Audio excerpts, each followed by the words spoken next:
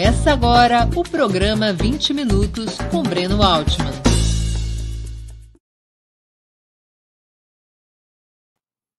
Bom dia, hoje é 6 de maio de 2022. Estamos dando início a mais uma edição do programa 20 Minutos. Nossa entrevistada será Jan Rocha. Nascida na Inglaterra, radicou-se no Brasil a partir de 1969.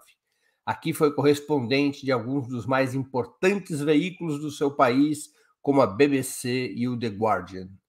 Notabilizou-se, entre outros motivos, por publicar no exterior, durante a ditadura militar, notícias que estavam censuradas na imprensa brasileira, denunciando a repressão e outros malfeitos do regime fardado. Jan também é autora de diversos livros, entre esses, Nossa Correspondente Informa, publicado pela Alameda Editorial, e Rompendo a Cerca, a história do MST, publicado pela editora Casa Amarela. Esse segundo livro em coautoria com Sue Brandford. Antes de começarmos a entrevista, queria pedir um pouquinho de paciência e atenção a vocês para o nosso imprescindível recado comercial.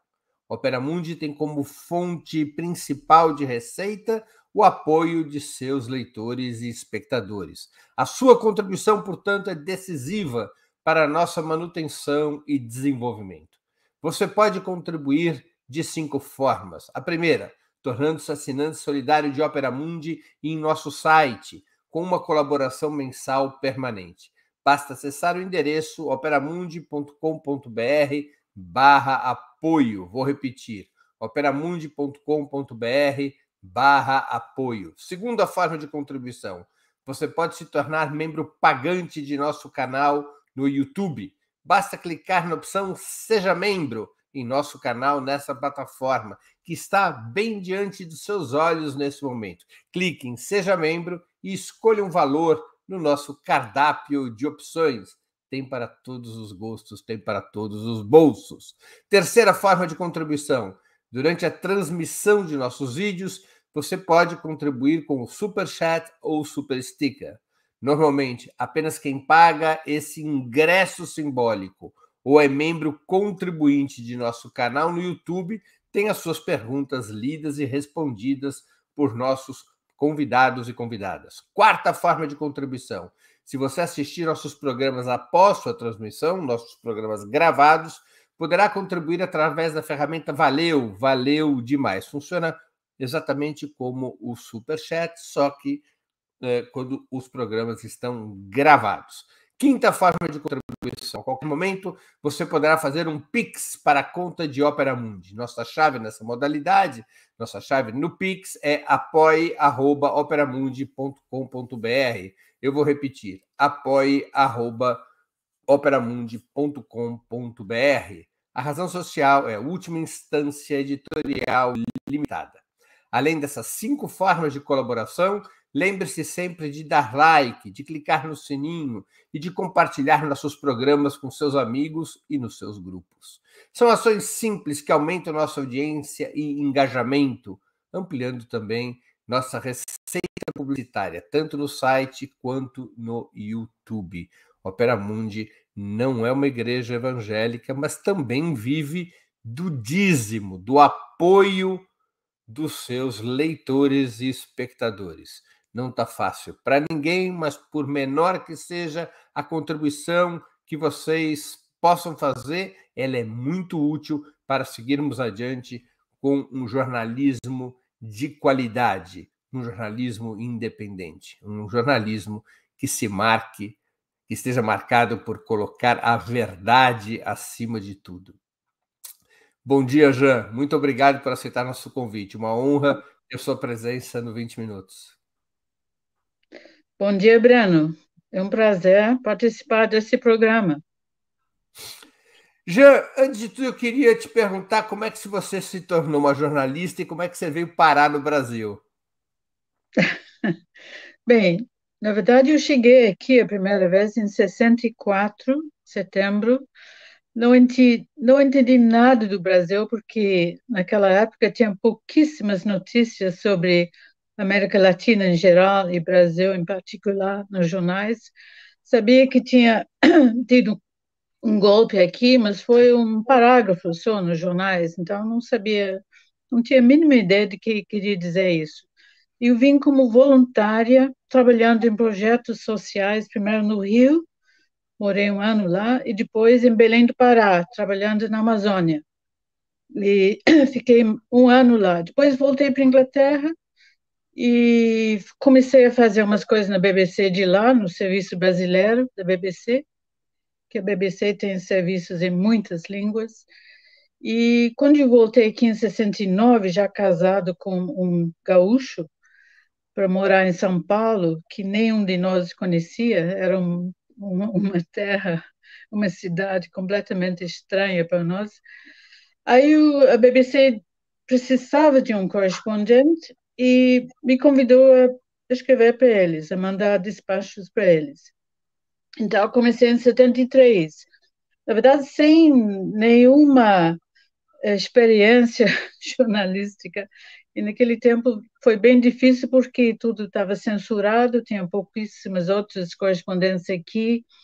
Era muito difícil conseguir as notícias. Agora, talvez a gente tenha um excesso de notícias e informações, mas naquela época era muito difícil conseguir as notícias. Os Então, eu corres- fui aprendendo no trabalho, né? Fui pouco a pouco entendendo as coisas melhor, aprendendo, etc. os correspondentes internacionais durante a ditadura, eles tinham menos pressão, mais liberdade do que os jornalistas nacionais? De uma certa forma, sim, porque a gente estava transmitindo para fora em outras línguas, não tinha, por telefone não tinha censura, mas tinha censura, ou tinha, vamos dizer, controle de que saiu escrito ou em fitas. Por exemplo, quando eu queria mandar uma fita cassete, como era na época, eu tinha que levar, supostamente, na Polícia Federal para ser censurado pela Polícia Federal, aí no Xavier de Toledo. Só que eu sempre procurei, quando era uma coisa, assunto político, eu procurava um passageiro de um avião, de um voo indo para a Inglaterra e entregava para esse passageiro, entregar para alguém da BBC lá em Londres, para burlar a censura. Entendi. Agora, chegou a haver casos de prisão ou de retaliação contra correspondentes e contra você mesmo em função de matérias publicadas no exterior contra a ditadura militar no Brasil? A única vez que eu fui chamada foi pela Polícia Federal, na verdade foi em 83, porque eu fiz uma noticiei os saques que estavam acontecendo em São Paulo, eh, e muitos saques de lojas, muita confusão nas ruas. E um jornalista brasileiro, Ricardo Carvalho, na verdade, que morreu ano passado, me disse que ele tinha identificado entre os saqueadores uh, agentes provocadores, quer dizer, que ele reconheceu como membros do serviço secreto. Uhum. E eu botei isso no meu despacho. Aí eu fui chamada pela Polícia Federal para, na verdade, para dedar quem tinha me dado aquelas informações. Que, claro que eu recusei a dar. A Polícia Federal sabia que não ia dar, era Já uma era no fim formalidade. da ditadura. Era 83, estava indo para o fim, né? Agora, fora disso, telefonemas anônimas, sim. Eu lembro depois do enterro de Vladimir Herzog, né, que eu conheci pessoalmente, trabalhou na BBC também. E quando eu voltei para casa depois do enterro, eu recebi um telefonema perguntando se eu tinha mandado já minha matéria, etc. E muitos telefonemas também com xingamentos, etc., né? Mas fora daquela chamada por Polícia Federal, eu sei que a Embaixada Britânica em Brasília recebeu muitas queixas também sobre matérias que saíram na BBC, mas pessoalmente, assim, não. Jean, deixa eu começar a vir para os assuntos presentes. Você tem um livro sobre os Yanomamis e conhece muito a questão indígena. Como é que você avalia o desaparecimento de mais de 2 dezenas de indígenas recentemente? Em que essa situação se assemelha ao que acontecia nos anos 70? Na verdade, eu acho que é muito parecido com o que aconteceu em 93, quando houve o massacre de Hashimu, porque no início também começou a sair rumores de que havia um massacre que tinha matado tantas pessoas ou tantos. Até o ministro de Justiça da época, Maurício Correia, foi até Roraima, na verdade foi até Venezuela, sem saber, para tentar mostrar serviço, vamos dizer. E não tinha nada, né? Só restos queimados. Porque os sobreviventes fugiram e apareceram só um mês depois em outra aldeia, Tututobi. Eu acho que pode estar acontecendo a mesma coisa agora. Os sobreviventes daquela aldeia fugiram com medo de represálias dos garimpeiros, etc. E eventualmente essa história vai aparecer. Eles vão aparecer em outro lugar, eles vão falar. Foram ameaçados para isso, para não falar. Mas a história vai acabar saindo mais tarde ou mais cedo. Aí nós vamos saber realmente o que houve. Como é que é assistir o Brasil voltar a ser governado por um militar? O que sobrou da ditadura que, na tua opinião, ajudou na volta dos militares ao centro do poder? Eu acho que uma coisa fundamental foi a falta de um julgamento. Aquela lei da anistia que anistiou os militares, nunca tiveram que prestar contas do que fizeram, puderam continuar mandando. Em outros países da América Latina, principalmente a Argentina, fizeram julgamentos, condenaram os militares que eram responsáveis por tantas mortes, desaparecimentos, tortura, etc. Aqui nunca houve isso, e pelo que nas academias militares continuam lecionando, ou ensinando uma versão muito particular do golpe e da ditadura militar. Nessa, nessa versão foi um movimento para preservar a democracia, não para destruí-la, e os militares são os bonzinhos. Então, se nunca há uma prestação de contas, e até a Comissão Nacional de Verdade, que tentou fazer isso, tem sido assunto, parece que entre os militares é um assunto muito rejeitado e causou muito desgosto. Se você não, se você não realmente examina o passado e aprende as lições do passado, tá, você vai repetir de uma certa forma. Eu acho que o golpe não vai ser como o golpe de 64, com tanques na rua, etc. O golpe vai ser. Na verdade, o golpe está acontecendo já, porque é um golpe pingado em gotas. Os militares já estão no governo, estão em muitas funções nos ministérios, os militares foram chamados para substituir Ibama na Amazônia com resultados desastrosos.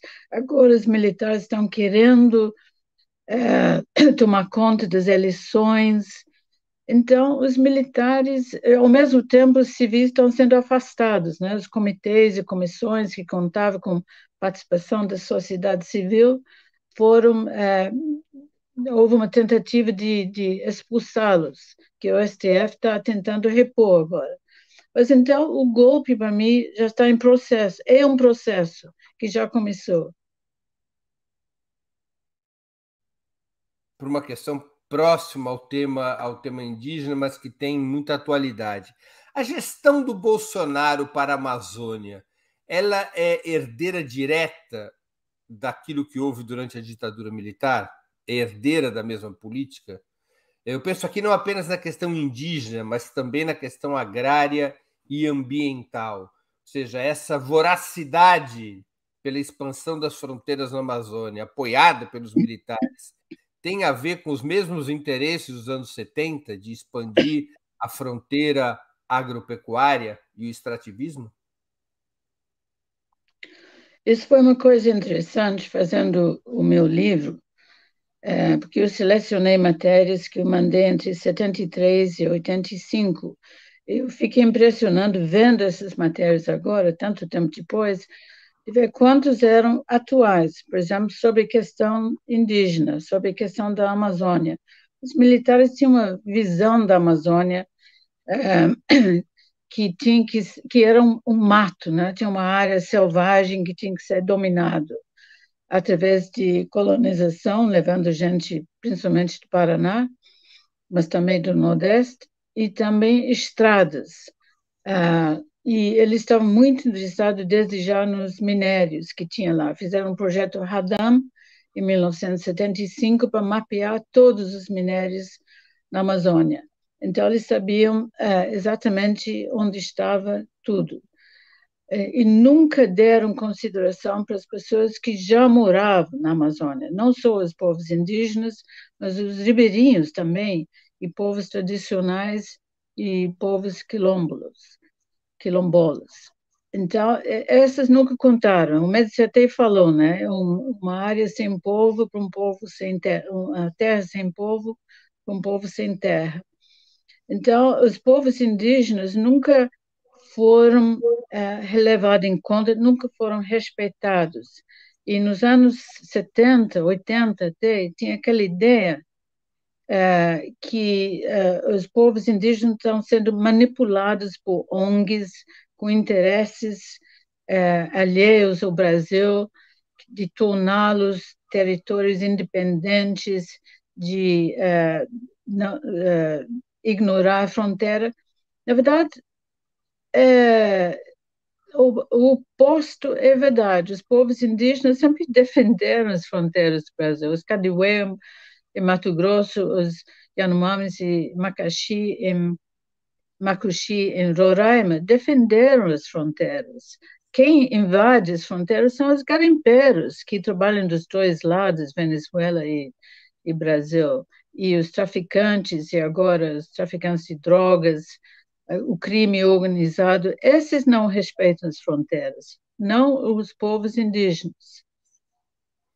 Você acha que a colonização, a retomada do projeto de colonização da Amazônia é um dos fatores que levou os militares a quererem retornar ao centro do poder? Ou seja, isso é uma das questões que os impulsiona? Não, eu acho que realmente eles falam muito em soberania nacional. Isso é desculpa para a presença militar na Amazônia. Claro que eles têm que defender as fronteiras do Brasil, mas eles invocam essa possibilidade, uma ameaça estrangeira que quer tomar a Amazônia. Qualquer gente de outra nação, Macron, Biden, que fala sobre proteger a Amazônia, já é colocado como se fosse uma ameaça, quando, na verdade, o Brasil agora representa uma ameaça para o mundo, não protegendo a Amazônia, porque através de desmatamento extremo que está se aumentando, está contribuindo para as mudanças climáticas que vão afetar o mundo todo. E também é uma ignorância pensar que isso não está afetando o Brasil, porque mudando o clima, regime de chuvas, aqueles famosos rios voadores, a agricultura brasileira vai sofrer com isso. Então, eu não entendo essa falta de conhecimento sobre o próprio país que permite aos militares, não todos eles, porque também tem gente que percebe isso, mas que permite a destruição de um bem, de um tesouro que o Brasil tem. Agora, você acha que tanto no passado como agora, os militares, ou parte dos militares, sempre estiveram associados aos interesses da pecuária do extrativismo mineral, que são os principais motivos de devastação da Amazônia? Ou seja, sempre houve uma associação entre os militares e esse projeto de expandir as fronteiras agrícolas e as fronteiras de exploração mineral do país? Eu acho que os militares em geral, não todos, né? Mas muitos vão nessa conversa de que o Brasil precisa expandir as fronteiras, que a Amazônia não serve para nada, se pode derrubar, plantar soja, colocar gado, etc. Então, muitos compraram essa ideia. Outros não, né? Outros têm uma ideia mais inteligente sobre a Amazônia, que tem que preservar a floresta, que na verdade tem muito mais valor do que fazendas de gado e soja. Mas, claro, tem essa grande parte dos militares que se aliaram a esses interesses de agronegócio, mas de agricultura também ultrapassado, a agricultura não moderno, de simplesmente abrir, desmatar, botar gado, depois você acaba com o solo muito pobre, então tem que desmatar mais, etc. Então, muitos militares, eu acho que compraram essa ideia de que essa é a maneira de desenvolver o país. Na tua experiência de jornalista, você chegou a se deparar com situações de corrupção, com os militares recebendo suborno, propina, dinheiro do agronegócio ou dos exploradores de minérios? Olha, particularmente de agronegócio, da agricultura, de minério, não, mas em de outras áreas, sim. Por exemplo, muita coisa ficou escondido durante a ditadura, mas eu lembro que no caso de Tucuruí, uma hidroelétrica no Rio Tocantins, se descobriu depois que a CAPEM, que era uma espécie de pensão para os Multi... militares, aposentadoria, foi contratado para fazer um trabalho lá quando não tinha nenhuma experiência, obviamente, de trabalhar em hidroelétricas. Tinha outros casos assim, envolvendo hidroelétricas na Amazônia. Certamente houve casos que a censura, que era muito feroz durante a ditadura, escondeu. Quando a gente chegou quase no fim, eu lembro, em 84, 85, começou a aparecer.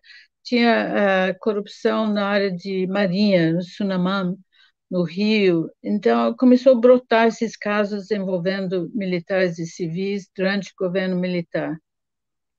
Deixa eu te fazer uma pergunta, como se diz em português, do outro lado do balcão. Você acha, e isso é o que dizem os militares, você acha que essa atuação das ONGs na Amazônia, com recursos em defesa das causas indígenas, em defesa da luta ambiental, eventualmente essa atuação, ela pode fazer parte de algum plano de internacionalização da Amazônia, de retirar a Amazônia de alguma maneira da soberania brasileira? Não. Olha, tem muitos ONGs trabalhando na Amazônia, tem de todos os tipos. Os que eu conheço são completamente dedicados à preservação da Amazônia ou ajuda aos povos indígenas e povos ribeirinhos. É possível que entre os centenas de ONGs que tem lá, tem gente que tem essa ideia. Mas, em termos gerais, todos os ONGs que são respeitosos, conhecidos, dedicados, não tem essa ideia, não precisa tirar a soberania do Brasil, não tem esse interesse. O interesse internacional é preservar a Amazônia e parar de desmatar, porque as pessoas, os ONGs e os governos também, estão levando a sério agora essa questão de mudança climática, emergência climática, na verdade. E estão sabendo que se desmatar muito mais da Amazônia, já chegou a quase 20%, isso vai alterar o regime de chuvas, vai alterar a própria Amazônia, vai ficar uma floresta mais seca, mais vulnerável para incêndios e fogo, etc. Então, na verdade, o Brasil está cometendo uma espécie de suicídio quando destrói a Amazônia. Ele, quer dizer, o Brasil que está se prejudicando com isso. Então, essa ideia de que tem interesses estrangeiros é mais um desvio da atenção, para não focar no principal, que o Brasil que tem que preservar a Amazônia. Jean, o teu livro Nossa Correspondente em Fora, editado pela Alameda Editorial, foi publicado no ano passado, em meio à pandemia da Covid-19. Há semelhanças no trato da Covid com o trato da epidemia de meningite nos anos 70, que a ditadura buscou esconder? Aliás, há outros episódios atuais que te fazem lembrar aquele período da ditadura militar? Tem vários. Agora, com relação à meningite, sim, o governo militar fez um esforço enorme para encobrir o que estava acontecendo, o número de casos e mortes. Mas chegou ao ponto de não poder esconder mais, aí eles trataram e liberaram o, o O foco tratamento. era São Paulo em 1975, né? É, Eu me 74. lembro que eu era garoto, era menino, e teve lockdown, suspenderam as aulas num certo momento, ninguém mais ia à escola.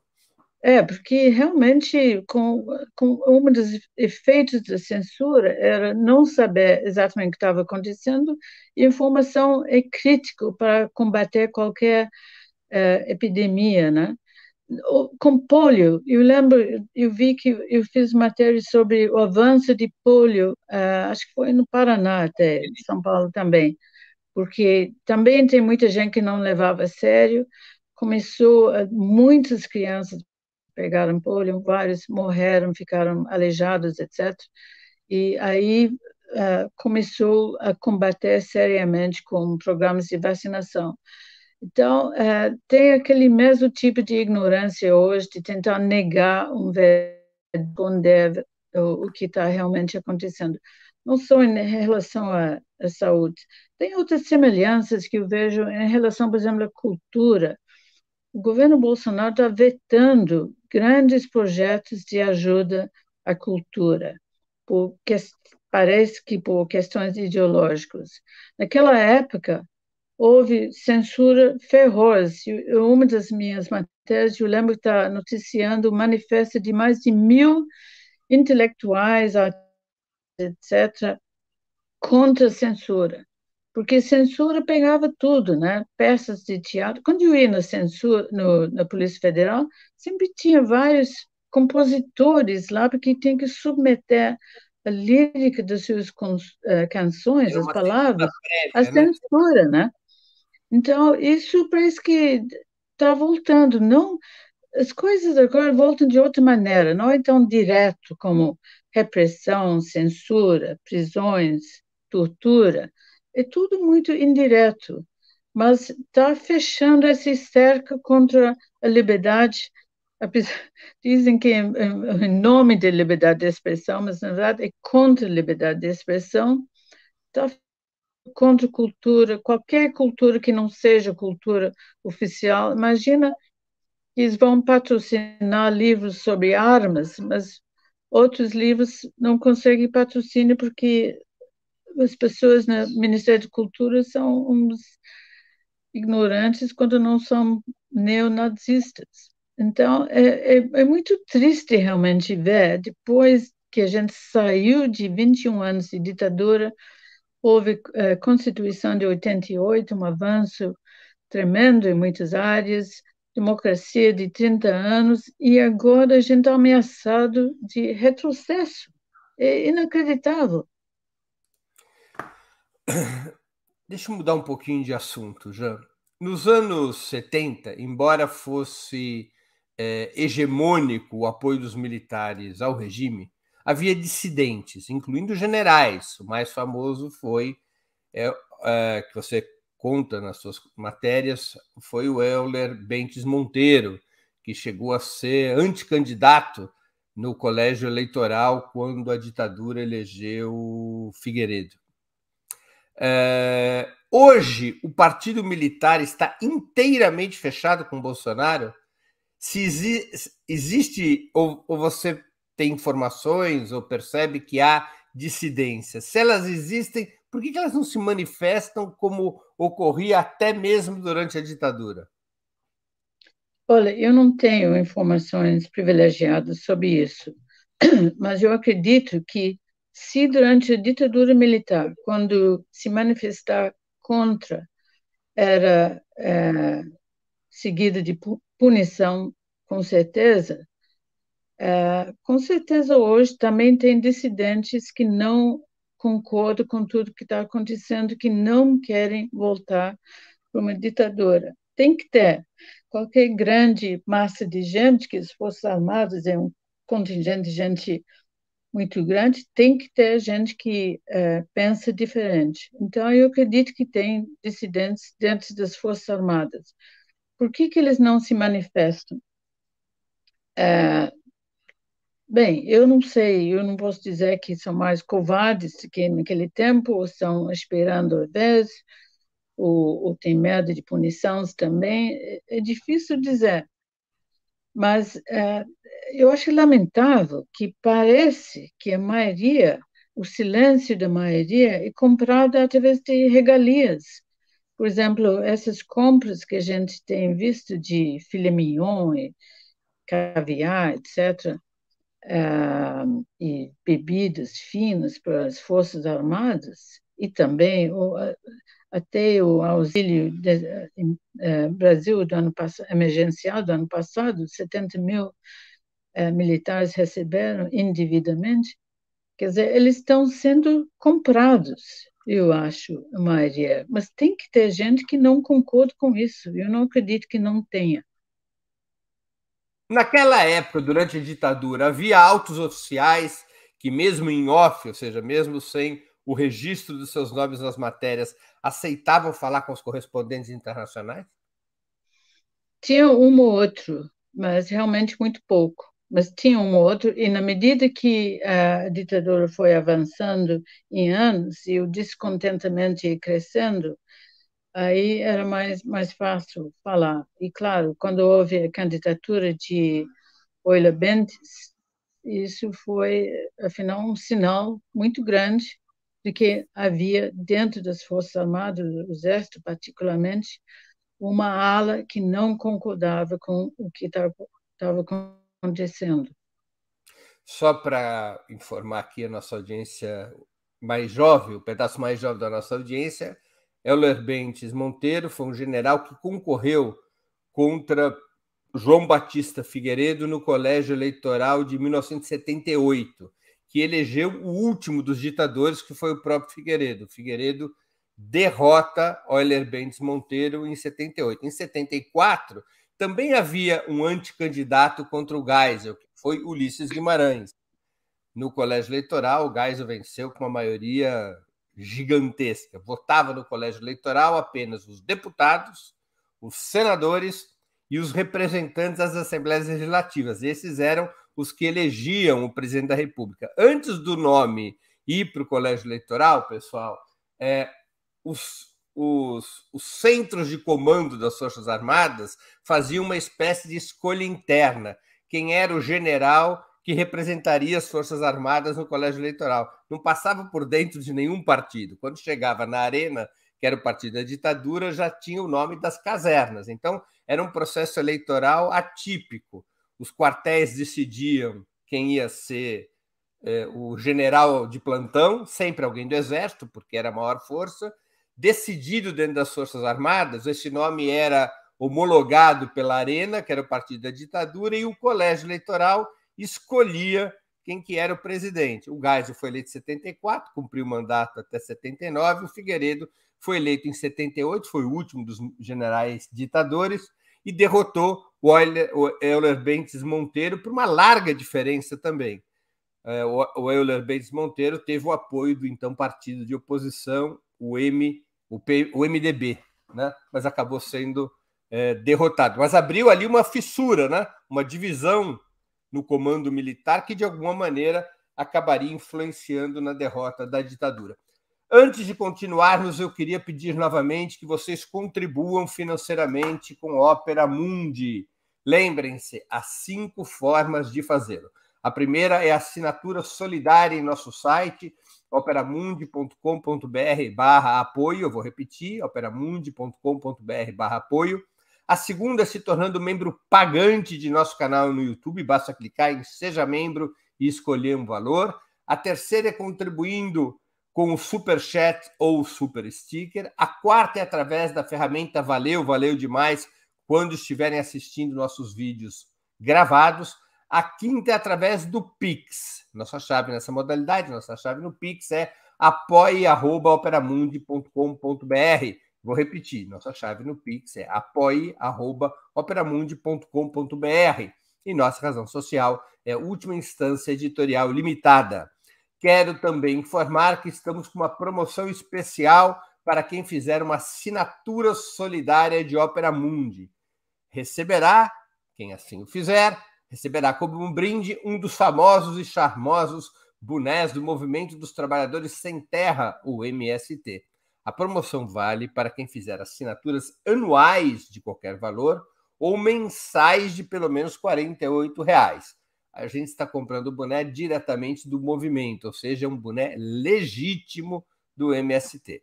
A assinatura solidária para ter direito a esse brinde pode ser feita no endereço operamundi.com.br/apoio. Vou repetir, operamundi.com.br/apoio. Jean, você acha que a dissolução da imagem internacional do Brasil ajudou a derrotar a ditadura? No caso de Bolsonaro, a imagem do Brasil é semelhante à do final da ditadura, ao menos nos veículos internacionais? Os militares, na época, sempre estavam muito preocupados com sua imagem no exterior. Eles combateram quando, por exemplo, saiu relatórios de anistia sobre a tortura, quando havia muitas matérias falando sobre isso, eles ficaram muito preocupados e tentaram contestar. Agora, a imagem do Brasil está sendo, pelo que eu tenho visto, está muito deteriorado, porque durante os anos do governo de Lula, tinha conseguido uma imagem muito boa. E o Brasil tinha, na verdade, economicamente, estava um success story, uma matéria de sucesso, já estava no 6º ou 7º lugar entre as economias do mundo. Agora parece que caiu para... Estava quase ultrapassando, num certo momento, o seu país de origem. Exatamente. Eu fiz até o Reino Unido, que era o 5º lugar. Pois é, eu fiz até uma matéria sobre isso, eu lembro, dizendo que daqui a uns anos o Brasil ia passar Inglaterra e França. Agora o Brasil caiu para trás. E a imagem do Brasil, que era tão positiva uns anos atrás, agora eu acho que muita gente está perplexo com o que está acontecendo aqui. Tem a questão da Amazônia, que realmente é de grande interesse sempre. Tem a questão das liberdades individuais, que também as pessoas ficam muito preocupadas com isso, também com a corrosão da democracia, isso está sendo visto de fora. A diplomacia brasileira, que tinha um renome, era muito conhecido, elogiado como uma diplomacia muito profissional, e agora está, por exemplo, no caso de essa questão de Lula na Comissão de Direitos Humanos nas Nações Unidas, pelo que foi escrito, inclusive, por aquele correspondente do Estadão, Jamil Chad, a diplomacia brasileira tentou, de todas as maneiras, atrapalhar a investigação do processo legal contra Lula, Lava Jato. Então, e também eu sei que em vários momentos, outros momentos na Comissão de Direitos Humanos, questões sobre direitos de mulher, o Brasil tem votado de maneira super conservadora contra toda a tradição de Itamaraty. Então, o Brasil, que tinha esse nome, essa fama de ser um importante país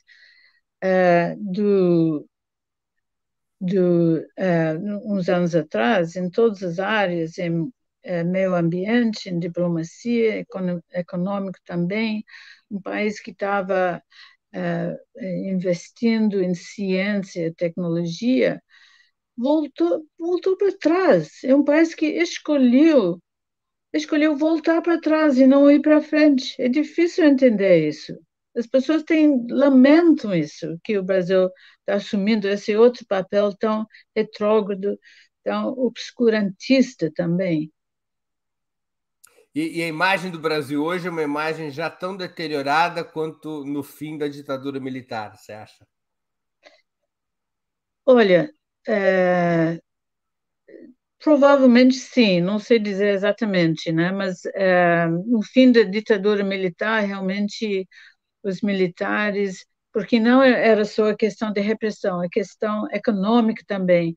Eles entregaram o país em 85 com inflação altíssima, com a dívida externa enorme, com desemprego enorme também, com fome, igual a hoje, pensando bem, né? A gente está voltando àqueles tempos da economia de milhões de pessoas morando na rua, de milhões de pessoas passando fome.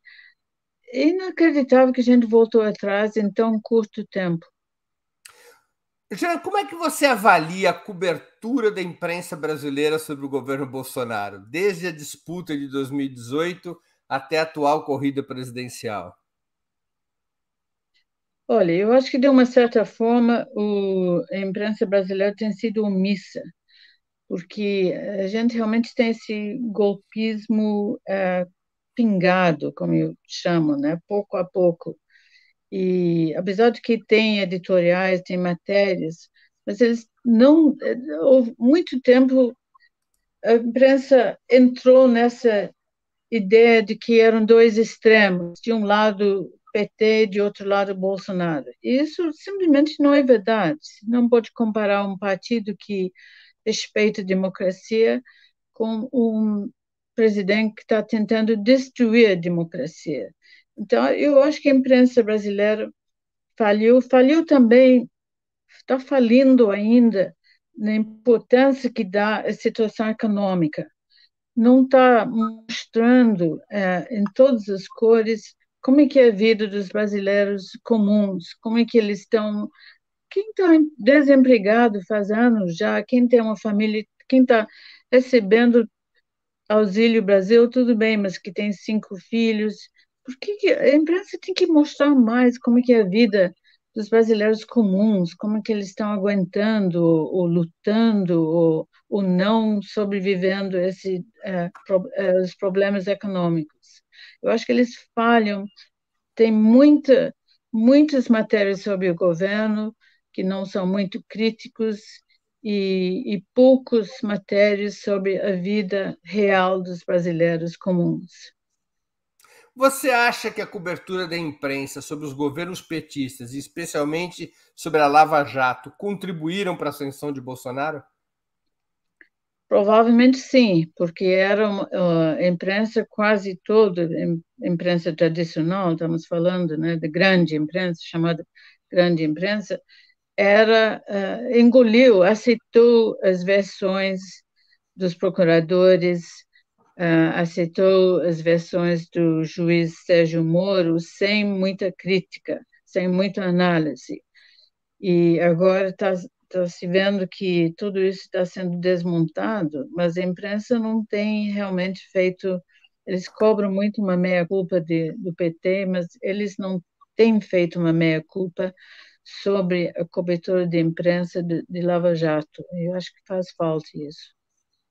Você acha que, de alguma maneira, o tipo de cobertura que se teve aqui em relação à Lava Jato estimulou esse ódio antipetista, anti-Lula, sobre o qual se apoiou o Bolsonaro?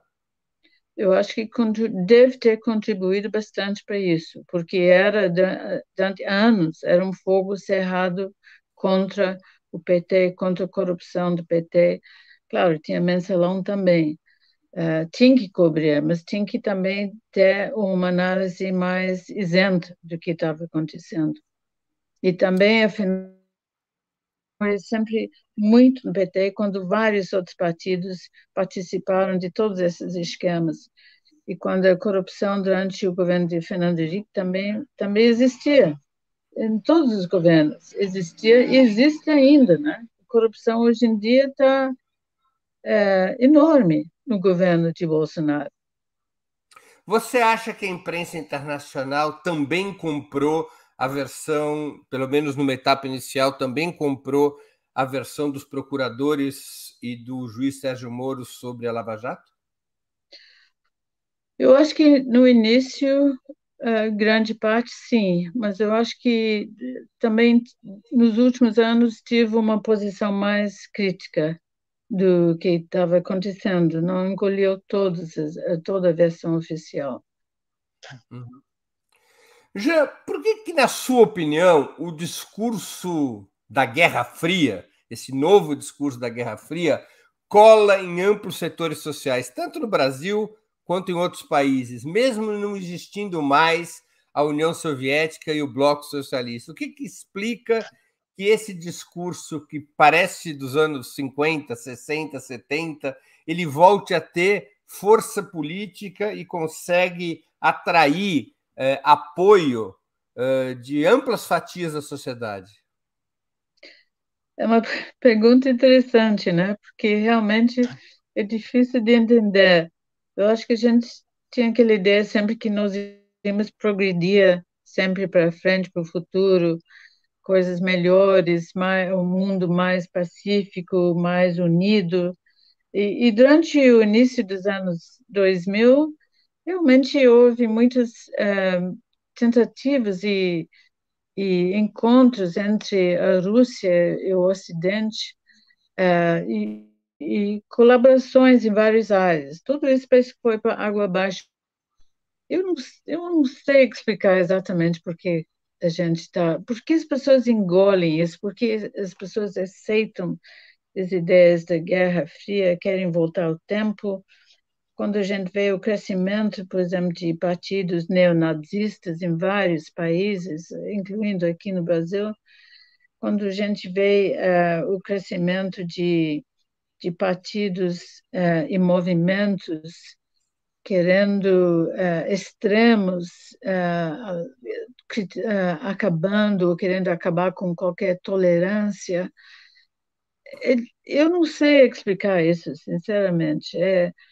Aqui no Brasil, por exemplo, sempre houve, por exemplo, aqui no Brasil, um segmento da população da direita, talvez da extrema-direita. Isso não veio com Bolsonaro. Ele capitalizou isso, mas não veio com ele. Existia isso sempre. O regime militar, ditadura militar, foi apoiado por um segmento da população brasileira que achavam que estava tudo ótimo, porque para muitas pessoas no início estava ótimo, a classe média se deu bem no início da ditadura, economicamente, e não recusava acreditar naquelas histórias sobre tortura. Eu lembro disso, pessoas não queriam acreditar que tinha tortura, repressão, etc. e tal.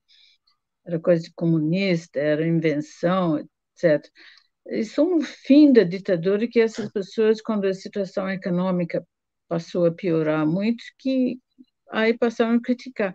Mas sempre, eu acho que em qualquer país, na Inglaterra também, os países europeus, a gente sabe que tem um segmento da população que apoia pessoas de extrema-direita, ideias de extrema-direita, ideias de intolerância. Então, aqui não é diferente. A questão seria, talvez, qual é o tamanho desse grupo, né? Se realmente é 30% da população, que eu acho difícil acreditar, porque as pesquisas mostram que a maioria dos brasileiros, por exemplo, querem democracia, querem eleições limpas, acreditam nas urnas eletrônicas, querem preservar a Amazônia. Quer dizer, eles querem, a maioria, a grande maioria, quer essas coisas. Jean, qual é a tua avaliação sobre a cobertura da imprensa internacional a respeito da guerra na Ucrânia? Me refiro aqui à imprensa ocidental. A imprensa ocidental é, obviamente, muito favorável, e com uma certa razão, porque, afinal, quem invadiu outro país foi a Rússia, quem está matando milhares de civis é a Rússia, quem está destruindo casas e residências, e escolas e hospitais é a Rússia. E a Ucrânia é um país invadido que está se defendendo. Mas então tem esse aspecto que, do ponto de vista dos fatos, isso que está acontecendo. Agora, eu acho que talvez falta a cobertura ocidental, uma tentativa de saber mais sobre por que as razões da Rússia. Eu tenho assistido muitos programas na BBC falando sobre Putin, sobre os motivos, sobre as razões atrás da guerra. E eu acho que o que falta, por exemplo, o que falta na empresa brasileira, talvez, é uma perspectiva histórica para entender que o Putin realmente é ditador que destruiu Chechênia para tomar conta, e Chechênia não fazia parte da OTAN, é um país muçulmano, que está presente na Síria, atacando civis, ajudando um ditador, Bashar al-Assad, a destruir qualquer tipo de resistência civil, que atacou a Geórgia, que então que dentro da Rússia tem matado opositores, matou uma jornalista que estava revelando as atrocidades em Chechênia, que atacou uma escola em Beslan quando terroristas invadiram, mas atacou matando centenas de crianças. O Putin tem essa história. Então, isso é uma coisa que às vezes não é levado em conta. Há uma tentativa de equilibrar os dois lados. Bem, o Putin atacou porque a OTAN está atacando a Rússia, está estabelecendo bases na fronteira, etc. E tal. Eu acho que o que falta também é uma enorme. Deve ter uma campanha para pôr fim a essa guerra. Eu sei que Agora, houve protestos, mas tem que ter um esforço internacional muito maior para acabar com Jean, essa guerra. você viu esse ardor todo da imprensa ocidental quando os atacados foram o Iraque, a Líbia, o Afeganistão? A imprensa ocidental se comportou da mesma maneira que agora se comporta diante do ataque à Ucrânia, ou é um ardor seletivo? Quando é um aliado da OTAN dos Estados Unidos, a imprensa ocidental se põe de pé, e quando é um país que não é aliado, vem o silêncio. Eu não acho que houve silêncio, mas acho que demorou muito mais, por exemplo, no caso do Iraque, houve um apoio generalizado, porque a ideia era derrubar um ditador, Saddam Hussein, etc. No caso do Afeganistão, também essa ideia de derrubar o Talibã, que estava oprimindo o povo afegão. Então, mas demorou para, no caso do Iraque, demorou para perceber o iraquiano. Eu acho que tem outro aspecto, claro. Você falou de um dor seletivo. Eu É uma acho espécie de que é claro que dois pesos, duas é, medidas. não, pois é, a guerra no Iêmen é muito pouco noticiado e tem um lado, a Arábia Saudita, que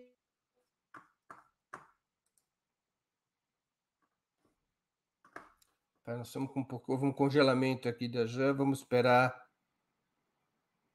Caiu a conexão da Jean, pedir para a produção ver o que se passa.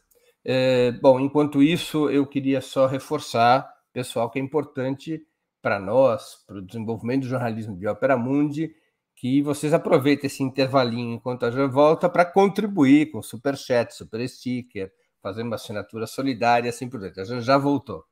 Então, a gente estava falando, não há então uma situação de dois pesos e duas medidas? de uma certa forma mas eu acho que também tem que lembrar que a Ucrânia está na Europa, é vizinho de vários países europeus, Então, claro que a gente sente mais o que estava acontecendo com o vizinho ao lado do que um país distante. Mas então tem toda Mas o aquela ataque da receptividade dos Rússia, refugiados que o não foi ataque, mostrada para refugiados de outros países. o Então, ataque da nesse Rússia. Opa, desculpa, pensei que você ia terminar. sentido, há dois pesos e duas medidas.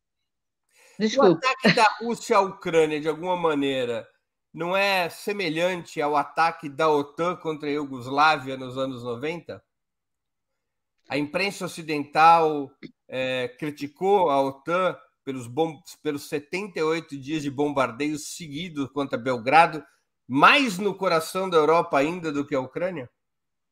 Criticou, se eu lembro bem, criticou, mas aí também, isso foi depois de vários anos de guerra contra a Bósnia-Herzegovina, contra a Croácia também, muitos milhares de mortes, aquela limpeza étnica que houve pelos sérvios contra os muçulmanos.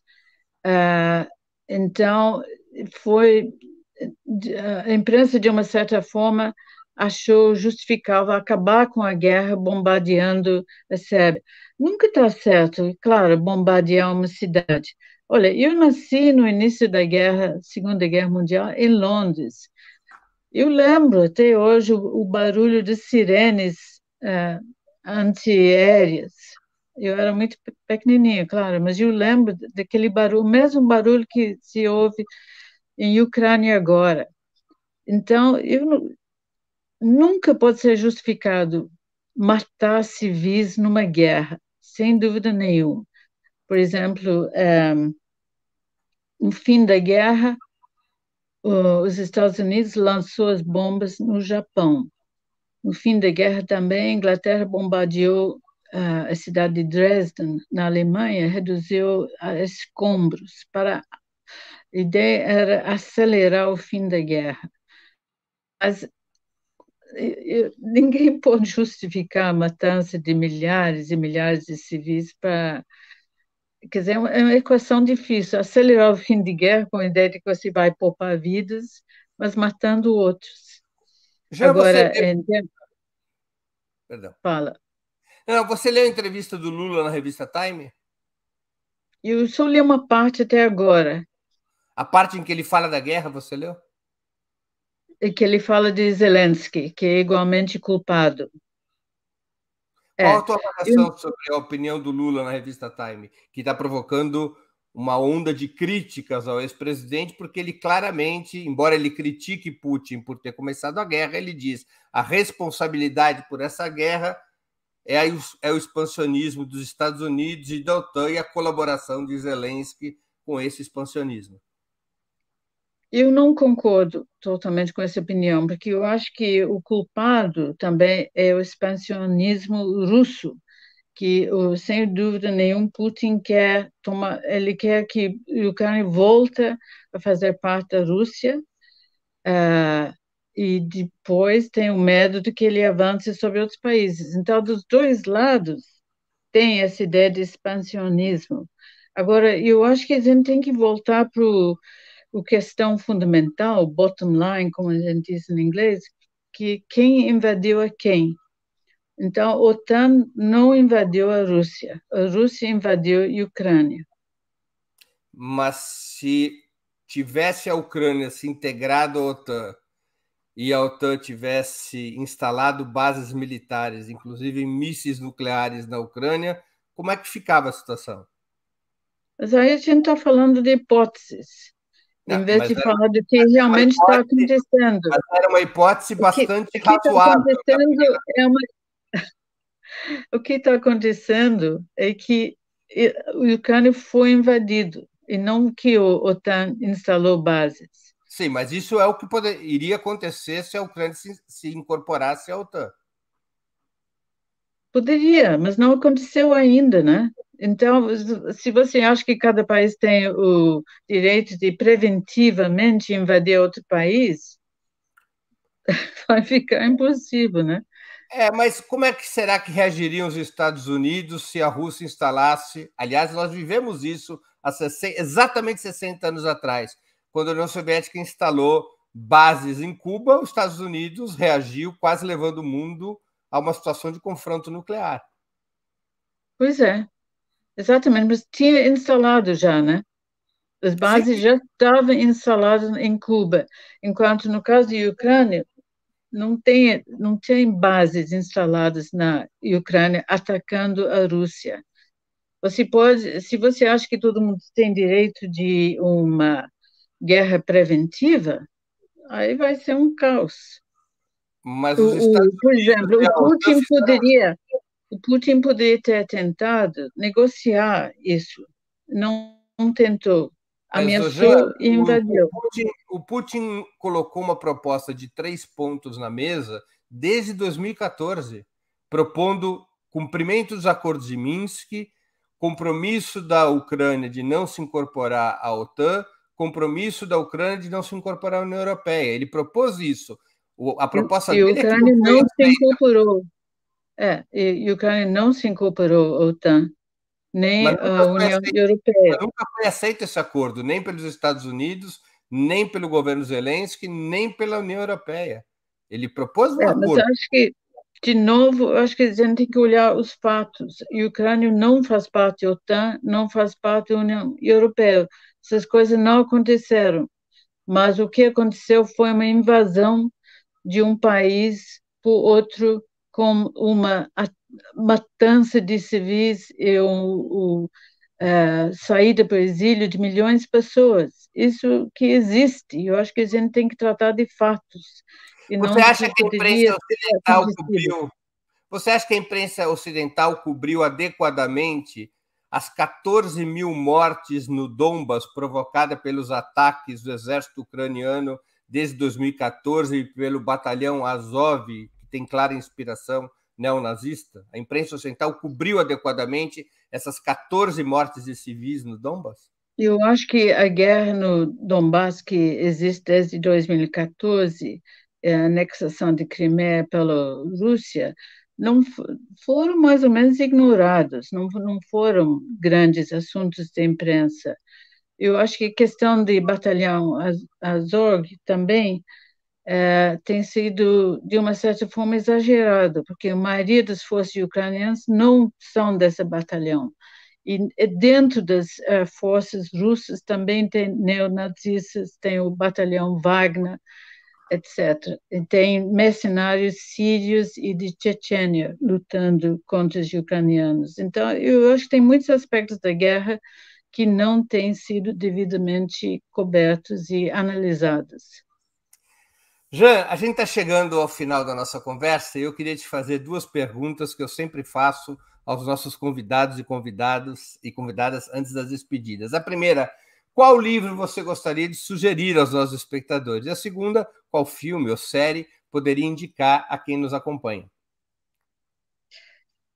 Olha, um livro que eu estou lendo agora, na verdade, eu li o primeiro de uma trilogia, é aquele livro de Laurentino Gomes sobre escravidão. Isso, exatamente. Agora, eu terminei o primeiro, vou ler o segundo volume, que eu já tenho, que é extremamente bem pesquisado. Ele faz uma pesquisa incrível na África e interessante. Então, eu O recomendaria esse Gomes, livro. Escravidão, volume 1, da editora Globo. Perfeito. Mais algum livro ou passamos para série e filme? Passamos para o filme. Estou lendo muitos livros, mas às vezes eu leio e depois eu esqueço qual é o nome. Filme. Olha, tem tantos filmes, né? Mas é um filme que eu sempre lembro, porque eu lembro de certas cenas do filme. É, é um filme All Quiet on the Western Front, quer dizer, tudo quieto no. É isso mesmo, né? É um filme sobre a Primeira Guerra, mas é Aqui muito no Brasil foi traduzido como Nada de Novo no Front. nada de novo no front. Então, é um filme anti-guerra, porque ele mostra os horrores da guerra, mostra o lado pessoal da guerra. Eu sei que é um filme bem antigo agora, mas é um filme que eu sempre lembro de certas cenas desse filme. Ele é um filme baseado no livro do Éric Maria Remarque, né? Sim, exatamente. Nada de Novo no Front. Dá para encontrar no YouTube. Outro dia, por coincidência, eu também assisti. É um grande filme. É. Um grande filme. E talvez seja apropriado para hoje, né? Claro. Que a gente está muito de guerra, que também é uma coisa. Como as coisas, quando a gente fica velha, a gente fica com as coisas voltam, né? A gente está falando de guerra em 2021. A gente está falando de ditadura de novo, golpe no Brasil em 2021. As coisas ficam voltando. É inacreditável isso quando a gente pensa ou espera que está indo para frente, para um futuro melhor, mais pacífico, mais tolerante, com mais justiça social. E, em vez disso, a gente está dando passos para trás. É verdade. Jean, eu queria agradecer muito pelo seu tempo e por essa conversa tão interessante, tão informativa. Muito obrigado por aceitar o nosso convite. Obrigado a você, Breno. Obrigado, Jean.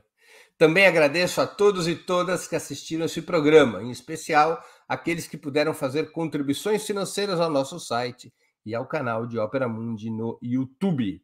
Sem vocês, nosso trabalho não seria possível e não faria sentido. Um grande abraço a todos e a todas.